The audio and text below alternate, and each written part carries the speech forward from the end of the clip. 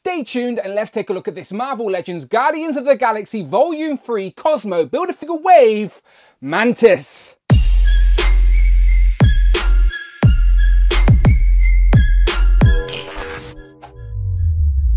Ciao and welcome back to the channel, Dan Who Reviews. As always, my name is Dan W. Make sure you are following me on Instagram at It's Dan Who, and remember now you can hit that join button and become a channel member as well. Either show some love or join the members club. Much appreciated. Today we continue looking at the Marvel Legends Guardians of the Galaxy Volume 3 Cosmo Build-A-Figure Wave. As in front of me we have one of the most desired in this wave. It is of course Mantis. Now that may not be true, but I say that because this is the first time you can get Mantis single packed. The previous version was a Build-A-Figure during Volume 2, so you know there's a lot of people out there that probably have a Mantis shaped hole in their MCU collection. Also, this Mantis costume design isn't too far off the comic version, so maybe people want to try and fudge that into a comic display until Hasbro actually give us one. Who knows, but we're going to take a look at her today and of course compare her to the Build-A-Figure. So there we have the digital render on the front of the box,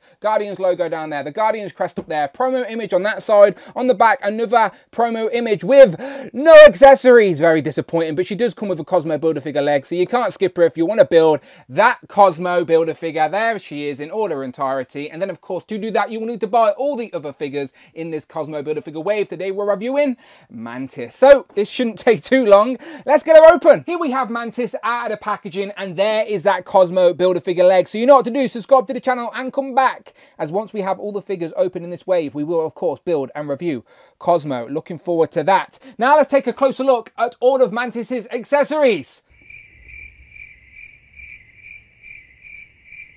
That's right, there aren't any. Do better, Hasbro. Come on, some interchangeable hands at least. Very disappointing. She literally comes with nothing, but as I said, people will probably still be happy to get Mantis in their collection single packed. Let's zoom in, check out that head sculpt. So straight away, yes, this is the same head sculpt that came with the previous Build-A-Figure. Exact same sculpt, just slightly different deco. You can see the hair still has a little bit of green in it, but probably not as much as the previous head sculpt does. As you can see, the green's only really on the front, not so much at the back. You can see the back of the hair goes down a little bit. The antennas are a small soft piece of plastic, so you can tickle her antennas if you want to. That sounded weird. Her eyes though have got the digital face printing tech where you can actually see her pupils. Now I don't think that's accurate. I think in the movies obviously her eyes are all blacked out, so I think there's a little bit too much detail there. But if we do a comparison compared to the Build-A-Figure version, you could probably argue that the Build-A-Figure version is probably just that little bit more accurate. So yeah, completely up to you. We'll try a head swap in a second, but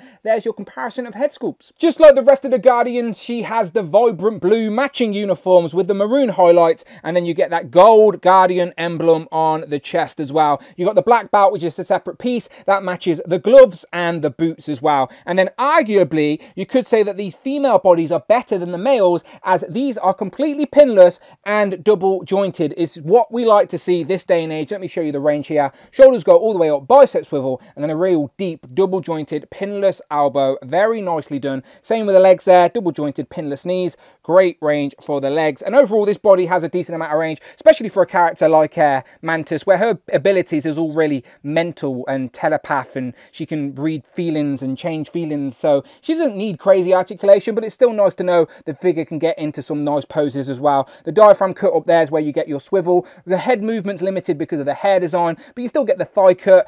No boot cut. Oh no, you do get a boot cut, very nice, and then a pivot and ankle rocker as well, of course. Now she only gets one set of hands, remember, no accessories, so let's zoom in. So you get one sort of just open hand, but this hand is a little bit more expressive, and it has the up and down hinging as well, and that's the one that you can sort of touch people to sort of change their feelings. Moving into comparisons, as I mentioned previously, the last Mantis was a Build-A-Figure, and it's a great looking figure, don't get me wrong, but should it have been a Build-A-Figure? Probably not, because as you can see, it's actually smaller than the Mantis we get now, and that's probably the disadvantage of using the same body as Nebula with Mantis here, as it makes her a little bit taller than she probably should be. I reckon the Build-A-Figure is probably the more accurate between the two, and this is definitely more my mind's eye of Mantis anyway, in her green uniform, but still we needed her to complete the matching uniform, so I'm not mad that we got this one either. Options are never a bad thing, and when the same character is wearing drastically different outfits as well, I don't mind having the same character twice, just put them in different spots spots on the display. So I will try a quick head swap, and that was irrelevant as the peg on the new body is too big for the Build-A-Figure head. But as I said, it really doesn't matter. Looking at these side by side, I actually think the new Mantis head sculpt has a great likeness to the actress. So it shows you the sculpt is there. It's just, you can see those pupils. It's just inaccurate for Mantis. It looks like the actress with antennas. Here we have Mantis with the other female in the matching uniform. It is, of course, Nebula. And as I said, these two are on the exact same body from the shoes all the way up to the neck. The only differences are, of course, the heads, the hands, and then, of course, Nebula has a metal arm. Mantis does not. But otherwise, the same base body. Both have a good range, and they are both completely pinless. So they have one up over the fellas. And here we have Mantis next to those guys in the matching uniforms. It is, of course, Star-Lord, Drax, and Rocket. And as I said, I do think these head sculpts on the Guardians are really good. Just Mantis is tiny bit inaccurate, but again, not a big deal. Let me bring in Nebula so you can see the whole team here now in the matching uniforms. These guys look great on display. Undoubtedly going to pop on the shelf. Next up, here we have Mantis compared to the rest of the team as we have the Volume 3 Swole Groot. Go and check out my review for that deluxe figure on the channel now. And since we don't have a Volume 3 Gamora yet, I am hoping we do, here we have the Volume 2 Gamora. For a comic comparison, here we have two of the original Guardians with Vance Astro and Yondu. Here we have Mantis compared to some of the Who crew with Frogman, Tigra and White Rabbit. And then last but absolutely never least, here we have Captain Britain and Hal Fire Hank. So, final thoughts on this Marvel Legends Guardians of the Galaxy Volume 3 Cosmo Build-A-Figure Wave.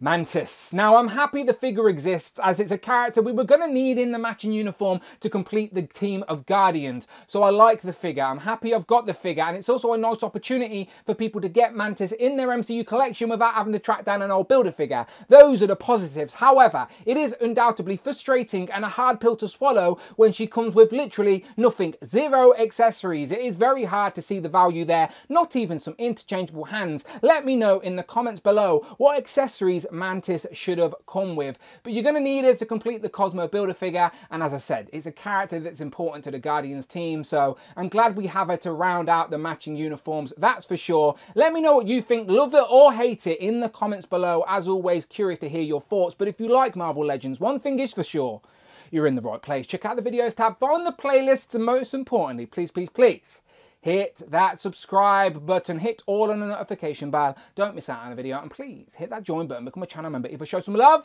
or join the members club. Much appreciated. You can follow me on Instagram at itsdanwho. And I'm on Twitter as well. Don't be shy, tweet me at DanWhoReviews, and until then, people, my name is Dan W, and I will of course see you on the next one.